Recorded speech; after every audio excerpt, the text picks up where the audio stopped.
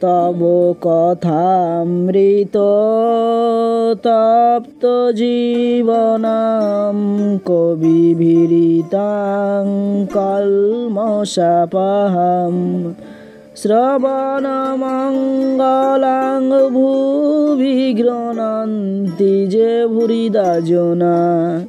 নমস্কার, সৎপ্রসঙ্গ চ্যানেলে আজ আমরা জানব ভক্তি কত প্রকৃতির হয়। সেই সম্পর্কে ঠাকুর শ্রী শ্রী রামকৃষ্ণ পরমহংসদেব বলছেন, ভক্তি অমনি করলে ঈশ্বরকে পাওয়া যায় না। প্রেম ভক্তি না হলে ঈশ্বর লাভ হয় না। প্রেম ভক্তির আরেকটি নাম রাগ ভক্তি। প্রেম অনুরাগ না হলে ভগবান লাভ হয় না। ঈশ্বরের উপর ভালোবাসা না এলে তাকে লাভ করা যায় না। আর এক রকম ভক্তি আছে, তার নাম বৈদিক ভক্তি। এত জপ করতে হবে, উপোস করতে হবে, তীর্থে যেতে হবে, এত উপচারে পূজা করতে হবে, এতগুলি বলিদান দিতে হবে, এই সব বৈদিক ভক্তি।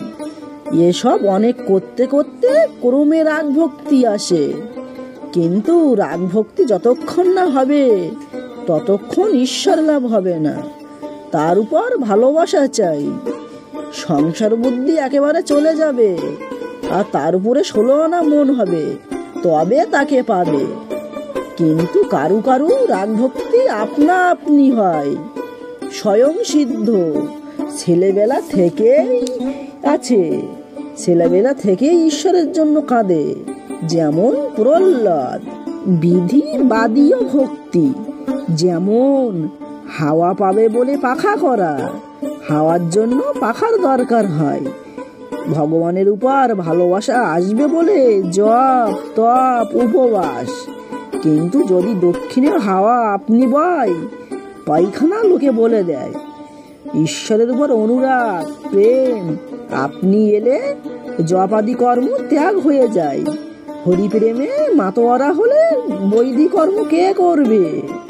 যতক্ষণ না তার উপর ভালোবাসা জন্মায় ততক্ষণ ভক্তি কাঁচা ভক্তি। তার উপর ভালোবাসা এলে তখন সেই ভক্তির নাম পাকা ভক্তি। যার কাঁচা ভক্তি সেই ঈশ্বরের কথা উপদেশ ধারণা করতে পারে না। পাকা ভক্তি হলে ধারণা করতে পারে। ফটোগ্রাফের কাঁচে যদি কালি মাখানো থাকে তাহলে যা ছবি পড়ে তা রয়ে যায়। কিন্তু শুধু কাঁচের উপর হাজার ছবি পড়ুক, একটাও থাকে না। একটু সরে গেলেই যেমন কাঁচ তেমনি কাঁচ। ঈশ্বরের উপর ভালোবাসা না থাকলে উপদেশ ধারণা হয় না।